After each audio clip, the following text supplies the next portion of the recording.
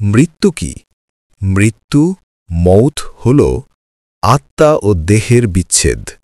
অর্থাৎ আল্লাহ যখন কারো জীবনকাল শেষ করেন তখন তার ফেরেশতা এসে সেই ব্যক্তির দেহ থেকে আত্মা টেনে নেন। আল্লাহ তাআলা বলেন, প্রত্যেক প্রাণী মৃত্যুর স্বাদ গ্রহণ করবে। সূরা আলে ইমরান ৩:১৮। মৃত্যু মানে শেষ নয়, বরং এক নতুন জগতের শুরু, যাকে বলে আখিরাতের যাত্রা। ২. মৃত্যুর মুহূর্ত, আত্মা তোলার দৃশ্য। এই সময়টাই সবচেয়ে কঠিন। কুরআন ও হাদিসে এটাকে বলা হয় সাকারাতুল মউত, অর্থাৎ মৃত্যু যন্ত্রণার সময়। রাসূল সাল্লাল্লাহু আলাইহি ওয়াসাল্লাম বলেছেন, মৃত্যুর যন্ত্রণার কষ্ট এমন যেন আত্মা দেহ থেকে টানা হচ্ছে, যেমন একটি কাঁটাযুক্ত লোহার শিক কাপড়ের ভেতর থেকে টানা হয়। মুসনাদে আহমদ। ক. মুমিনের মৃত্যু। মুমিনের জন্য ফেরেশতারা আসে উজ্জ্বল মুখে, সাদা পোশাকে, জান্নাতের সুগন্ধ নিয়ে। তারা বলে, হে প্রশান্ত আত্মা, বেরিয়ে এসো, তোমার রব তোমার প্রতি সন্তুষ্ট। সূরা আল ফাজর ২৭-২৮। তখন আত্মা শরীর থেকে সহজে বেরিয়ে আসে, যেমন জল কলস থেকে গড়িয়ে পড়ে, শান্ত, প্রশান্ত, কোমলভাবে। খ. কাফির বা পাপীর মৃত্যু। অন্যদিকে অবিশ্বাসী বা পাপীর কাছে আসে কালো মুখের ফেরেশতারা, হাতে থাকে রুক্ষ চাদর। তারা বলে, হে অপবিত্র আত্মা, বেরিয়ে এসো আল্লাহর ক্রোধে। সূরা আনফাল ৫০। তখন আত্মা বের হতে চায় না। মনে করো, দেহে গেঁথে থাকা কাঁটাযুক্ত লোহার শিক টেনে তোলা হচ্ছে। ব্যথা, ঘাম, ভয়, আতঙ্কে সে কাঁপতে থাকে। ৩. মৃত্যুর মুহূর্তে দেহের পরিবর্তন। মৃত্যুর ঠিক আগে ও পরের কিছু শারীরিক পরিবর্তন হয়। ১. চোখ ওপরে উঠে যায়। আত্মা বের হয়ে যাওয়ার সময় চোখ তার দিকেই তাকিয়ে থাকে। ২. শ্বাস ভারী হয়ে যায়, যেন গলা দিয়ে কিছু উঠছে, এটাই সাকারাত। ৩. ঘাম ঝরে কপালে। রাসূল সাল্লাল্লাহু আলাইহি ওয়াসাল্লাম বলেছেন, মুমিনের মৃত্যু হয় কপালের ঘামের মাধ্যমে। ৪. ঠান্ডা হয়ে যায় হাত পা, শরীরে আর রক্ত সঞ্চালন থাকে না। ৫. জিহ্বা ভারী হয়, কথা বন্ধ হয়ে যায়। আত্মা তখন বের হওয়ার প্রস্তুতিতে। ৪. মৃত্যুর পরপরই কি ঘটে? যখন আত্মা বের হয়ে যায়, ফেরেশতারা সেটি নিয়ে যায় আকাশে। সৎ আত্মা গেলে আকাশের দরজা খুলে দেওয়া হয়, পাপী আত্মা গেলে আকাশের দরজা বন্ধ করে দেওয়া হয়। মৃত্যুর পরবর্তী জীবনের দফল, কবর বা বর্জক। মৃত্যু ও কবর আমাদের বাস্তবতার কেন্দ্রবিন্দু। জীবন শেষ হলে যেখানে যাবে তা যদি অজানা থাকে, তবে জীবনও অস্থির। ইসলামে কবরকে আখিরাতের প্রথম ধাপ বলা হয়। এখানে সফল হলে পরবর্তী ধাপগুলো সহজ হয়, ব্যর্থ হলে কষ্ট বাড়ে। তাই জানাও উচিত, জানলে জীবন বদলে যায়। ১. মৃত্যুর পর প্রথম কয়েক মুহূর্ত। সংক্ষিপ্ত বিবরণ। মৃত্যু হলে আত্মা দেহ থেকে বের হয়। এটি আল্লাহর হাতে। ফেরেশতারা মুনকার নকির কবরের সামনে প্রশ্ন করবে, তোমার রব কে? তোমার দিন কি? তোমার নবী কে? এই ৩ প্রশ্নের উত্তরেই নির্ধারিত হয় কবরের পরিণতি। প্রশস্ত কবর ও সুকুমার জীবন, নাকি সংকীর্ণ কবর ও যন্ত্রণা। কবরের সময়কাল হল বর্জক, দুনিয়া ও কিয়ামতের মধ্যে এক মধ্যবর্তী অবস্থা। ২. কবরের বাস্তবতা। কি দেখেন, ভোগ করেন মৃত ব্যক্তি? ইসলামিক বর্ণনা ও সূচক অনুযায়ী মুমিনের জন্য কবর প্রশস্ত করা হয়, আলোকিত হয়, জান্নাত থেকে আলোর ঝিলিক ও সুগন্ধ ছড়িয়ে যায়। তাকে জানানো হয় তার অবস্থান ও তার নিয়তি সম্পর্কে, আর সুখানুভব হয়। কিয়ামতের আগে বর্জখে তাকে আরাম ও প্রশান্তি মেলে, ফেরেশতারা সদয়ভাবে আচরণ করে। অকৃতকার্য বা কাফিরের জন্য কবর সংকীর্ণ হয়ে যায়, কষ্ট থাকে, আগুনের মতো অনুভূতি হতে পারে, দুঃখ ও অনুতপ্তি প্রধান অবস্থান। কবরের ভিতর থেকে কেমন কেমন আওয়াজ, কষ্টজনক বর্ণনা বিভিন্ন হাদিসে পাওয়া যায়। ৩. বর্জক কি এবং এর প্রকৃতির শব্দতত্ত্ব। বর্জক মানে অন্তরায় বা পর্দা, দুনিয়া ও কিয়ামতের মধ্যে একটি মধ্যবর্তী অঙ্গন। এখানে মানুষের আত্মা অপেক্ষা করে, কেউ এখানে প্রশান্ত, কেউ পীড়িত। কিয়ামতের দিন পর্যন্ত এই অবস্থা স্থায়ী থাকবে। বর্জখে মানুষের অনুভূতি এবং কণ্ঠস্বর বিদ্যমান, অর্থাৎ আত্মা সচেতন ও জ্ঞানসম্পন্ন। 4 কবরকে সহজ বা কঠিন করে কোন আমলগুলো? নিচে তালিকা ভিত্তিক সবচেয়ে কার্যকরীগুলো: 1 নিয়মিত নামাজ ইবাদত। নামাজের গুরুত্ব অপরিসীম। শাস্ত্রীয়ভাবে নামাজ কবরকে আলোকিত করে। 2 দারা ও তাওবা। তৎকালীন ও নিয়মিত। অভিশপ্ত জীবনের বদলে সচেতন তাওবা আত্মাকে প্রশান্ত করে। 3 কুরআন তিলাওয়াত ও বশিয়ত করা। কুরআন পড়ে শোনানো হয় বা দেওয়া যায়। কুরআন আত্মার জন্য উপকারী। 4 সদকাহা জারিয়া, অর্থাৎ অবিরাম সাদকা, যেমন শিক্ষা দেবার মাধ্যমে, কুরআন মসজিদ প্রতিষ্ঠা, পানি সরবরাহ করা, এগুলো মৃত ব্যক্তির জন্য ব্যয়ে চলতে থাকে। 5 ভালো সন্তান, যারা দোয়া করে। পরিবারের নিকট সদাচরণ ও দোয়াই বারবার মৃতকে সহায়তা করে। 6 শাহাদাত বা সৎ মৃত্যু। মৃত্যু যদি ঈমান ও সত্যতার সঙ্গে হয়, কবর সহজ হয়। 7 উত্তম চরিত্র ও ইহকালীন নেকামল। হাইকর্মে মৃত ব্যক্তির কবর সুসজ্জিত হয়। 5 কবর জীবনের প্রমাণ ও উৎস। কুরআন ও হাদিস। কুরআনে প্রত্যেক প্রাণী মৃত্যুর স্বাদ গ্রহণ করবে। আল আনকাবুত 29-57। মৃত্যুর অবধারিততা নির্দেশ করে। কুরআন ও হাদিসে মুনকার নকির এবং কবরের জিজ্ঞাসা উত্তর সম্পর্কে বর্ণনা আছে। এগুলো আমাদের প্রস্তুত থাকতে বলেছে। 6 জীবিতদের করণীয়। কবর ও বর্জককে সামনে রেখে কি করতে হবেন? নিচে সরল, বাস্তব ও প্রয়োগযোগ্য নির্দেশ। 1 নামাজ ঠিক রাখা, 5 ওয়াক্ত নিয়মিত এবং তার গুরুত্ব বোঝা। 2 সৎ আমল বৃদ্ধি, দান, রোজা, জাকাত ও নফল ইবাদত। 3 তাওবা নিয়মিত করা, ছোট বড় ভুল হলে আল্লাহর কাছে ফিরে যাওয়া। 4 সদকাহা জারিয়া চালু করা, প্রজেক্ট বা সেবা বা শিক্ষা যেটা দীর্ঘস্থায়ী ফল দেয়। 5 বুকের ও জীবনের হিসাব রাখা, মৃত্যুর প্রস্তুতি, টাকা পয়সা ব্যবস্থা, ওয়াসিয়ত লিখে রাখা। 6 মরদেহ সম্মান ও জানাজার রীতিনীতি মেনে চলা, ইসলামী নিয়ম মেনে দাফন, অতিরিক্ত কষ্ট না করা। 7 নিয়মিত পিতামাতার আত্মীয় স্বজনের জন্য দোয়া ও সাদকা, মৃতদের জন্য দোয়া ও সাদকা উপকারী। 8 কবর জায়রা ও মরণ চিন্তা, কবর পরিদর্শন করলে মৃত্যু ও পরকালের স্মৃতি জাগে, হলেও বিষণ্ণ নয়। স্মরণ করো মৃত্যুর উদ্দেশ্য। কবরে কিয়ামতের জন্য অপেক্ষা।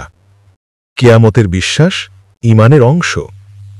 কিয়ামতে বিশ্বাস করা ইসলামের 6টি ঈমানের অংশের একটি, অর্থাৎ আল্লাহর প্রতি, তার ফেরেশতাগণের প্রতি, তার কিতাবসমূহের প্রতি, তার রাসূলগণের প্রতি, পরকালের প্রতি এবং তাকদীরের প্রতি বিশ্বাস। কিয়ামতের প্রতি বিশ্বাস মানে হল একদিন আল্লাহ সব মানুষকে পুনর্জীবিত করবেন, বিচার করবেন এবং প্রত্যেককে তার কর্ম অনুযায়ী প্রতিদান দেবেন। এই বিশ্বাস মানুষকে অন্যায় থেকে দূরে রাখে এবং ন্যায় পথে চালিত করে। কিয়ামতের সূচনা পৃথিবীর শেষ মুহূর্ত। পৃথিবী ধ্বংসের দিন রাসূল সাল্লাল্লাহু আলাইহি ওয়াসাল্লাম বলেছেন, কিয়ামত এমন একদিন হবে যখন একজন মানুষ দুটো কাপড় সেলাই করতে থাকবে, কিন্তু সেলাই শেষ করার আগেই কিয়ামত এসে যাবে। অর্থাৎ হঠাৎ অপ্রত্যাশিতভাবে কিয়ামত এসে পড়বে। কেউ জানে না কখন, এমনকি নবীজিও না। আল্লাহ বলেন, কিয়ামতের জ্ঞান কেবল আল্লাহর কাছেই আছে। বিশেষ সূরা লুকমান 31 অধ্যায় 34 আয়াত। কিয়ামতের ছোট ও বড় আলামত। ছোট আলামত যেগুলো ইতিমধ্যেই ঘটেছে বা ঘটছে। 1 নবী মুহাম্মদ সাল্লাল্লাহু আলাইহি ওয়াসাল্লামের আগমন। 2 জ্ঞানের অভাব ও জাহেলিয়তের পুনরাবির্ভাব। 3 মানুষ মিথ্যা ও ধোঁকাবাজিকে স্বাভাবিক মনে করবে। 4 পরনিন্দা, ব্যভিচার, সুদ, খুন সাধারণ ব্যাপার হয়ে যাবে। 5 বড় বড় অট্টালিকা নির্মাণে প্রতিযোগিতা। 6 আমানতদারকে অবিশ্বাস করা আর প্রতারককে বিশ্বাস করা। 7 সময় দ্রুত কেটে যাওয়া। 8 মানুষ গান, নাচ, মদ ও জুয়ায় মগ্ন হবে, ইত্যাদি ইত্যাদি। বড় আলামত যেগুলো ঘটলে কিয়ামত খুব কাছেই। 1 দাজ্জালের আগমন, পৃথিবীর সবচেয়ে বড় ফিতনা। 2 ঈসা আলাইহিস সালামের অবতরণ, ন্যায় প্রতিষ্ঠা করবেন। 3 ইয়াজুজ মাজুজের আগমন, পৃথিবীতে বিপর্যয় সৃষ্টি করবে। 4 সূর্য পশ্চিম দিক থেকে উদয় হবে। 5 ধোঁয়া, দুখান, আকাশ কালো ধোঁয়ায় আচ্ছন্ন হবে। 6 পৃথিবী থেকে কুরআন মুছে ফেলা হবে। 7 পৃথিবী থেকে ঈমান সম্পূর্ণ উঠে যাবে। 8 এক বিশাল আগুন ইয়েমেন থেকে বেরিয়ে মানুষকে হাসরের ময়দানে তাড়াবে। সিংহা ফুঁক দেওয়া, পৃথিবীর শেষ। প্রথম সিংহা, ধ্বংসের সিংহা। ইসরাফিল আলাইহিস সালাম সিংহা ফুঁক দেবেন। সেই মুহূর্তে আকাশ বিদীর্ণ হবে, পর্বত উলি যাবে, সমুদ্র আগুনে পরিণত হবে, সব প্রাণী মারা যাবে। আল্লাহ বলেন, যখন সিংহায় ফুঁক দেয়া হবে তখন আকাশ ও পৃথিবীর সব কিছুই বেহুশ হয়ে পড়বে, যাকে আল্লাহ ব্যতিক্রম করবেন সে ছাড়া। বিশেষ সূরা জুমর ৩৯ অধ্যায় ৬৮ আয়াত। পুনরুত্থানের সিংহা, আবার সিংহা ফুঁক দেয়া হবে, তখন মানুষ জীবিত হয়ে উঠবে, কবর ফেটে যাবে, মানুষ চারদিকে বেরিয়ে আসবে, ভীত, বিস্মিত, নির্বাক। তারা বলে, ধ্বংস হোক আমাদের, কে আমাদের ঘুমের জায়গা থেকে তুলল? তখন বলা হবে, এটাই সেই প্রতিশ্রুত দিন। ইবলিশ সূরা ইয়াসিন ৩৬ অধ্যায় ৫২ আয়াত। পঞ্চম অধ্যায় হাসরের ময়দান, পুনরুত্থান ও সমাবেশ। মানুষকে এক বিশাল প্রান্তরে একত্র করা হবে। এটা হবে সমতল, অন্ধকারহীন, অগণিত মানুষের ভিড়ে পূর্ণ এক স্থান। মানুষ সম্পূর্ণ উলঙ্গ ও নিরস্ত্র থাকবে, কেউ কারো দিকে তাকাবে না, ভয়ে ও চিন্তায় পাগল প্রায় থাকবে। রাসূল সাল্লাল্লাহু আলাইহি ওয়াসাল্লাম বলেছেন, সেদিন সূর্য এত কাছে আনা হবে যে মানুষের ঘাম কান পর্যন্ত পৌঁছে যাবে। বিশেষ সহিহ মুসলিম। হিসাব ও বিচার। আমলনামা, মানুষকে তার কর্মের রেকর্ড দেয়া হবে। ডান হাতে যারা নেক কাজ করেছে তারা খুশিতে বলবে, এই নাও আমার আমলনামা পড়ে দেখো। বাম হাতে যারা অপরাধ করেছে তারা বলবে, হায় আফসোস, যদি আমলনামা না পেতাম, ইত্যাদি। তারপর শুরু হবে হাসরের মাঠ, পুনরুত্থান ও সমবেতকরণের দিন। হাসর শব্দের অর্থ হাসর, এটি শব্দের অর্থ হল সমবেত করা বা একত্র করা। কিয়ামতের দিনে আল্লাহ তাআলা আদম সন্তান সহ সমস্ত সৃষ্টি, মানুষ, জিন, পশু সবাইকে এক মাঠে একত্র করবেন। হাসরের সূচনা, যখন কিয়ামত সংঘটিত হবে তখন পৃথিবী ধ্বংস হয়ে যাবে, আকাশ ফেটে যাবে, পর্বত চূর্ণ বিচূর্ণ হবে, সমুদ্র আগুনে পরিণত হবে। এরপর আল্লাহ তাআলা ইসরাফিলকে নির্দেশ দেবেন দ্বিতীয়বার সুর বাজাতে। তখন সমস্ত মানুষ কবর থেকে জেগে উঠবে। আল্লাহ বলেন, আর সুরে ফুঁ দেওয়া হবে, অতঃপর একদমই তারা তাদের কবর থেকে বের হয়ে আসবে তাদের রবের দিকে। সূরা ইয়াসিন 3:6-51। হাসরের ময়দানের অবস্থা। হাসরের মাঠ হবে সমতল, নিঃশব্দ ও ভীতিকর। কোনো গাছ, পাহাড় বা ছায়া থাকবে না। সূর্য মাথার উপর থাকবে 1 মাইল দূরত্বে এবং মানুষ তার কর্ম অনুযায়ী ঘামে ডুবে যাবে। কেউ গোড়ালি পর্যন্ত ঘামে থাকবে, কেউ কোমর পর্যন্ত, কেউ সম্পূর্ণ ডুবে যাবে। রাসূল সাল্লাল্লাহু আলাইহি ওয়াসাল্লাম বলেন, মানুষকে কিয়ামতের দিনে নগ্ন, খতনাবিহীন ও নিরাবরণ অবস্থায় উঠানো হবে। সহিহ বুখারী, সহিহ মুসলিম। সেই মাঠে কি হবে? মানুষ সবাই দিশাহারা হয়ে পড়বে, প্রত্যেকে ভাববে, আজ আমি কিভাবে বাঁচব?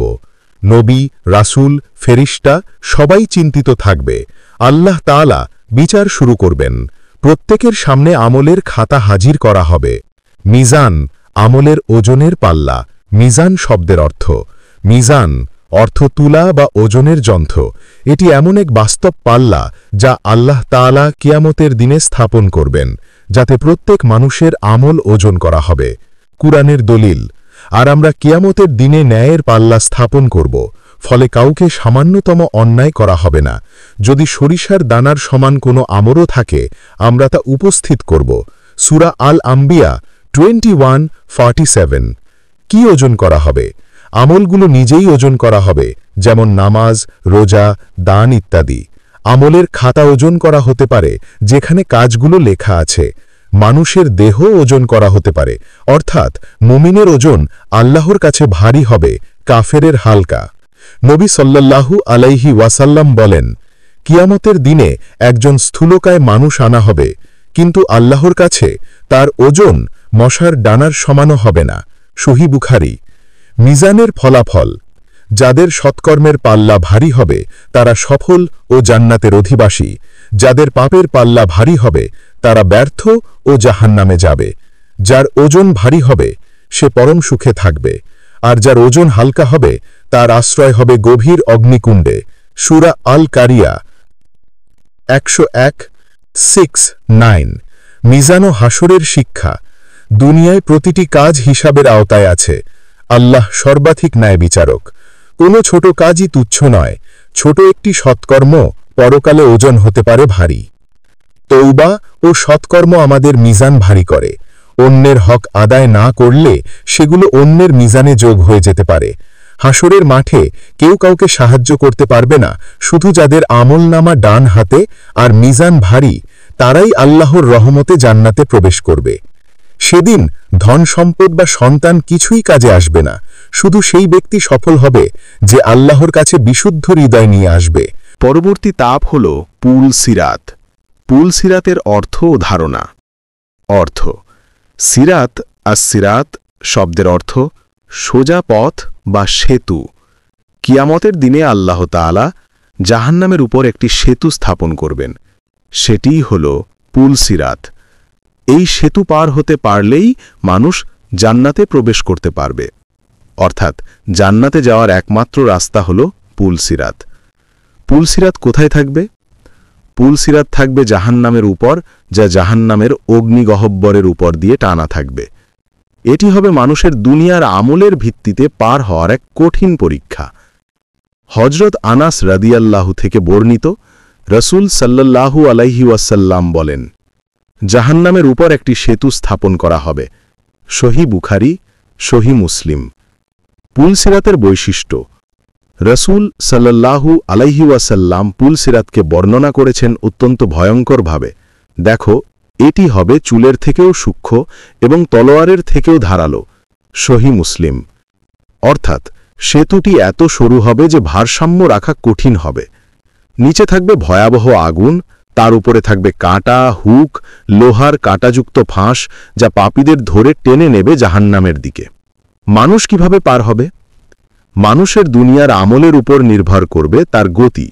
রাসূল সাল্লাল্লাহু আলাইহি ওয়াসাল্লাম বলেন, কেউ বজ্রপাতের মতো পার হবে, কেউ বাতাসের মতো, কেউ ঘোড়ার মতো, কেউ হেঁটে, কেউ হামাগুড়ি দিয়ে, আবার কেউ টেনে নেওয়া হবে জাহান্নামে। সহিহ বুখারী, সহিহ মুসলিম। কাদের জন্য সহজ হবে? নামাজ আদায়কারীদের জন্য, জাকাত প্রদানকারীদের জন্য, অন্যের হক আদায়কারীদের জন্য, আল্লাহকে ভয় করা ও পাপ থেকে বেঁচে থাকা ব্যক্তিদের জন্য।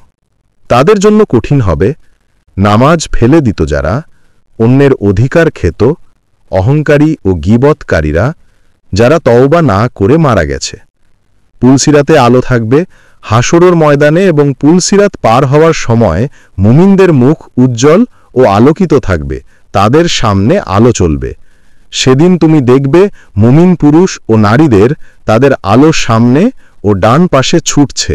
সূরা আত-তাহরিম 66:8। অপরদিকে মুনাফিকরা বলবে, অপেক্ষা করো, আমাদেরও কিছু আলো দাও। কিন্তু তাদের বলা হবে, ফিরে যাও দুনিয়ায়, সেখান থেকে আলো খুঁজে আনো। সূরা আল হাদিদ 57:13। এভাবেই তারা অন্ধকারে পড়ে যাবে এবং পুলসিরাত থেকে নিচে পড়ে যাবে জাহান্নামের অগ্নিতে। নবীজি সাল্লাল্লাহু আলাইহি ওয়াসাল্লামের অবস্থান। রাসূলুল্লাহ সাল্লাল্লাহু আলাইহি ওয়াসাল্লাম পুলসিরাতের কাছে দাঁড়িয়ে দোয়া করবেন তার উম্মতের জন্য। তিনি বলবেন, হে আল্লাহ, শান্তি দাও, শান্তি দাও। আল্লাহুম্মা সাল্লিম সাল্লিম, সহিহ বুখারী। তিনি দেখবেন কেউ পার হচ্ছে, কেউ পড়ে যাচ্ছে। তার চোখ অশ্রু সজল থাকবে যতক্ষণ না শেষ মুমিন পার হয়। পুলসিরাত পার হওয়ার পর যারা নিরাপদে পার হবে তারা পৌঁছাবে জাহান্নাম ও জান্নাতের মাঝের এক স্থানে। সেখানে মুমিনদের মধ্যে হক অধিকারের বিচার হবে, যেমন কারো মনে কষ্ট দেওয়া, অপমান করা ইত্যাদি। যখন সেসব নিষ্পত্তি শেষ হবে তখন তারা জান্নাতে প্রবেশ করবে আল্লাহর রহমতে। পুলসিরাতের শিক্ষা: প্রত্যেকে পুলসিরাত পার হবে, কেউ বাদ যাবে না। দুনিয়ার সোজা পথেই অর্থাৎ ইসলামের পথে যারা চলবে তাদের জন্য পুলসিরাত সহজ হবে। পাপ ও অন্যের হক লঙ্ঘন এই সেতু পার হওয়া কঠিন করবে। নাবিজি সাল্লাল্লাহু আলাইহি ওয়াসাল্লামের শাফাআত অর্থাৎ সুপারিশ শুধু মুমিনদের জন্যই কাজে আসবে। আল্লাহর রহমত ছাড়া কেউ বাঁচতে পারবে না। পুলসিরাত আমাদের জীবনের এক চূড়ান্ত পরীক্ষা, যেখানে শুধু আমল, ঈমান ও আল্লাহর রহমতই হবে আশ্রয়। তোমাদের প্রত্যেকেরই সেখানে প্রবেশ করা অর্থাৎ অতিক্রম করা নির্ধারিত। সূরা মারিয়াম ৬৯-৭১। কিন্তু পরের আয়াতে আল্লাহ বলেন, অতঃপর আমি মুত্তাকিদেরকে অর্থাৎ পরেজগারদেরকে উদ্ধার করব আর জালিমদেরকে সেখানে হাঁটু গেড়ে ফেলে রাখব। সূরা মারিয়াম ৬৯-৭২। মানুষের এই দুনিয়ার জীবন সাময়িক, আর মৃত্যুর পর শুরু হয় আসল জীবন, আখিরাতের জীবন। এটি এমন এক জীবন যার শেষ নেই, যেখানে নেই মৃত্যু, বার্ধক্য বা কষ্টের অবসান। আল্লাহ তাআলা বলেন, এই দুনিয়ার জীবন কেবলই খেলা ও আমোদ প্রমোদ, আর পরকালীন জীবনই হল আসল জীবন, যদি তারা জানত। সূরা আনকাবুত ২৯-৬৪। অর্থাৎ দুনিয়ার জীবন ক্ষণস্থায়ী পরীক্ষা, কিন্তু আখিরাতের জীবনই প্রকৃত ও চিরস্থায়ী বাস্তবতা। জাহান্নাম কি? জাহান্নাম শব্দটি এসেছে হিব্রু শব্দ গেহিন্নম থেকে, যার অর্থ গভীর অগ্নিগহ্বর।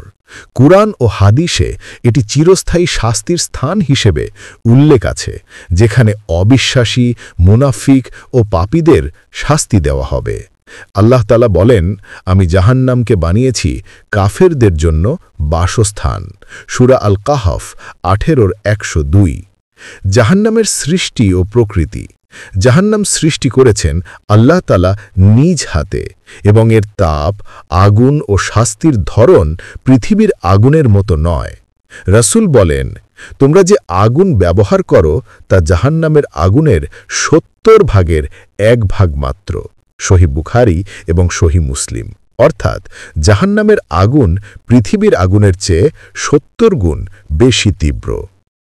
জাহান্নামের গভীরতা ও ভয়াবহতা: একবার নবী সাল্লাল্লাহু আলাইহি ওয়াসাল্লাম তার সাহাবীদের সঙ্গে বসেছিলেন। হঠাৎ একটি ভয়ঙ্কর শব্দ শোনা গেল। তিনি বললেন, এটা হলো একটি পাথর যা ৭০ বছর আগে জাহান্নামে নিক্ষিপ্ত হয়েছে, এখন গিয়ে তলদেশে পৌঁছেছে। সহিহ মুসলিম। এতে বোঝা যায় জাহান্নাম কত গভীর ও বিশাল, অর্থাৎ জাহান্নামের দরজা ও প্রহরী। কুরআনে বলা হয়েছে এর জন্য ৭টি দরজা আছে, এবং প্রত্যেকটি দরজার জন্য নির্দিষ্ট অংশ নির্ধারিত করা হয়েছে। সূরা আল হিজর ১৫-৪৪। অর্থাৎ জাহান্নামে ৭টি স্তর বা দরজা থাকবে, এবং প্রত্যেকটি স্তরে ভিন্ন ভিন্ন জাতির পাপীদের রাখা হবে। এর প্রহরীরা হল শক্তিশালী ফেরেশতা। তাদের ওপর রয়েছে ১৯ জন ফেরেশতা। সূরা আল মুদ্দাসির ৭৪-৩০। এই প্রহরীদের প্রধানের নাম মালিক, মানে বিধিনির্ধারক। তারা ডেকে বলবে, হে মালিক, তোমার রব যেন আমাদের মৃত্যু ঘটায়। কিন্তু সে বলবে, তোমরা এখানে চিরকালই থাকবে। সূরা যুখরুব ৪৩-৭৭। জাহান্নামের স্তরসমূহ: জাহান্নামের ৭টি স্তর কিছু ব্যাখ্যা অনুসারে। জাহান্নাম সাধারণ কাফেরদের জন্য। ২ লাজা, মুনাফিক ও অহংকারীদের জন্য। ৩ হুতামা, সম্পদপ্রেমী ও পরনিন্দাকারীদের জন্য। ৪ সাইর, মুশরিক ও অবাধ্যদের জন্য। ৫ সাকার, নামাজ না পড়া ও কুরআন অস্বীকারীদের জন্য। ৬ জাহিম, গুনাহে নিমজ্জিতদের জন্য। ৭ হাউইয়া, সবচেয়ে নিচের স্তর, মুনাফিকদের জন্য। নিশ্চয়ই মুনাফিকরা থাকবে জাহান্নামের সর্বনিম্ন স্তরে। সূরা আন-নিসা 4:145। জাহান্নামের আগুন ও শাস্তির ধরন। জাহান্নামের আগুন কেবল বাহ্যিক নয়, বরং হৃদয় পর্যন্ত পৌঁছে যায়। এটি এমন আগুন যার হৃদয় পর্যন্ত পৌঁছে যাবে। সূরা আল-হুমাজা 104:6-7। জাহান্নামের শাস্তির রূপগুলো নিচে দেখুন।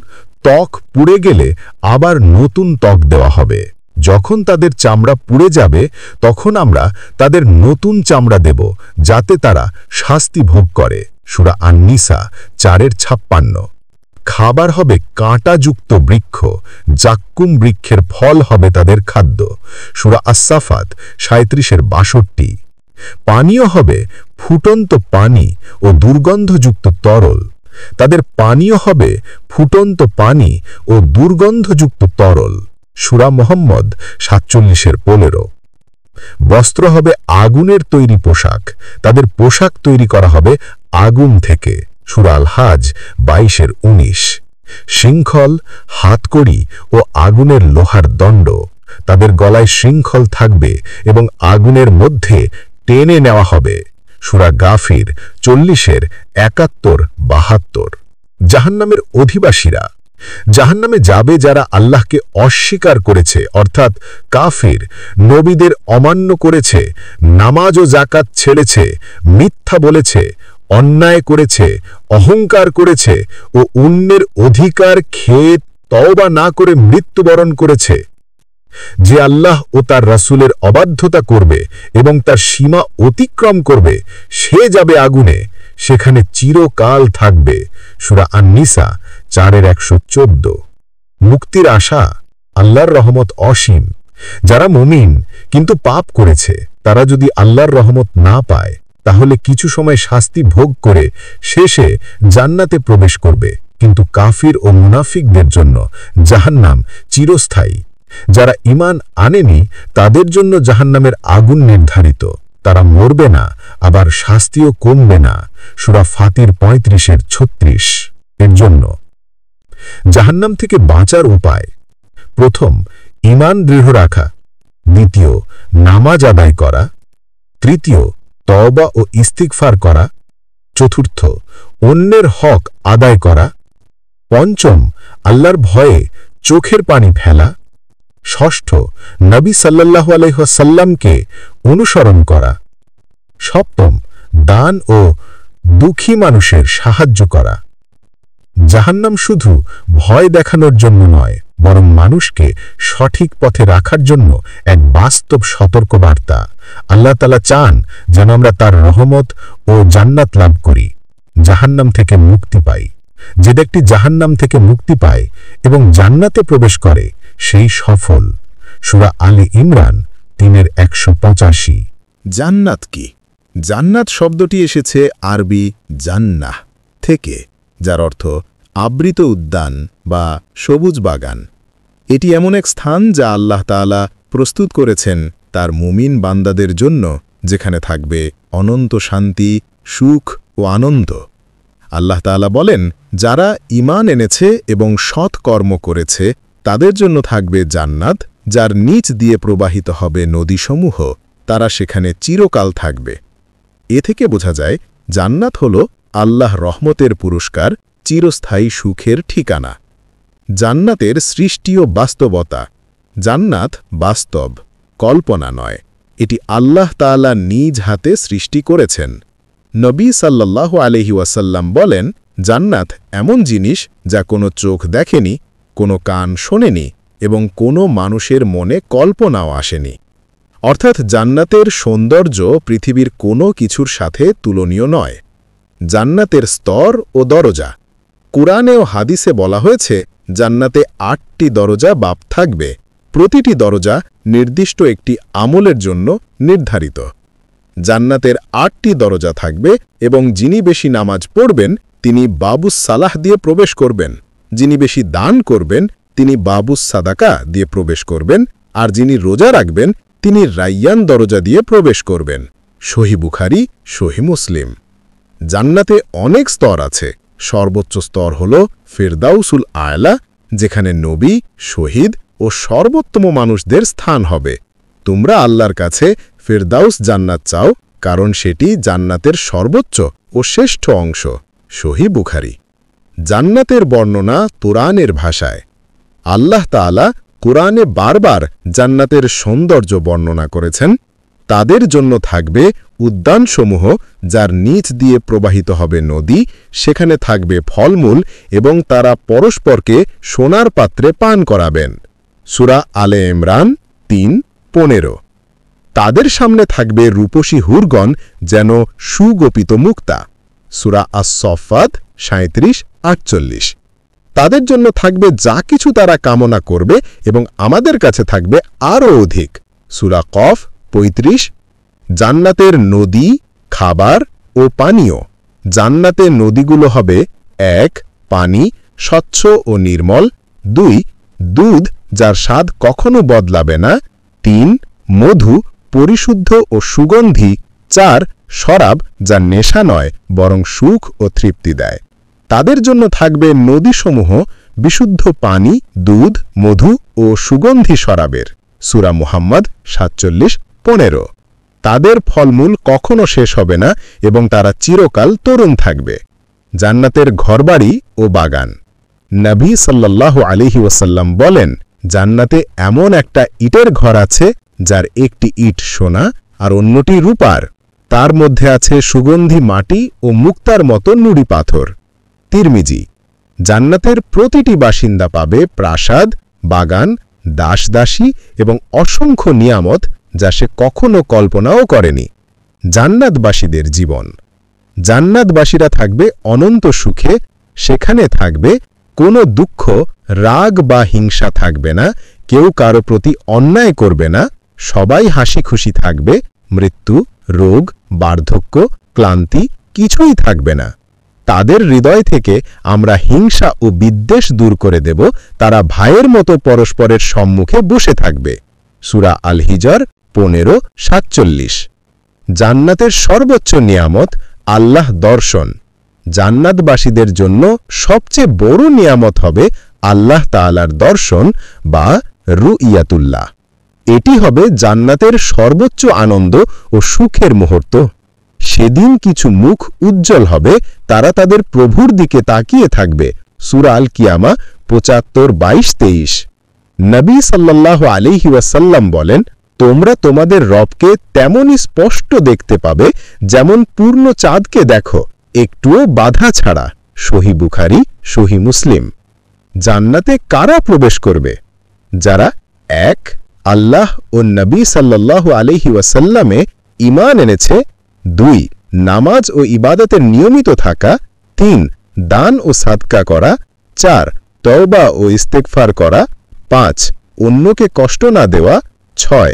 নবী সাল্লাল্লাহু আলাইহি ওয়াসাল্লামের আদর্শে জীবন গঠন করা। তোমরা তোমাদের রবের ক্ষমার দিকে এবং সেই জান্নাতের দিকে ছুটে চলো, যার প্রস্থ আসমান ও জমিনের সমান। সূরা আলে ইমরান 3:133। শেষ কথা, জান্নাত হল আল্লাহর ভালোবাসা ও রহমতের সর্বোচ্চ পুরস্কার। এটি শুধু কল্পনা নয়, বরং এক অনন্ত বাস্তবতা। আল্লাহ আমাদের সবাইকে সেই চিরস্থায়ী সুখের আবাসে স্থান দিন। যে ব্যক্তি জাহান্নাম থেকে মুক্তি পায় এবং জান্নাতে প্রবেশ করে, সেই সফল। সূরা আলে ইমরান 3:185।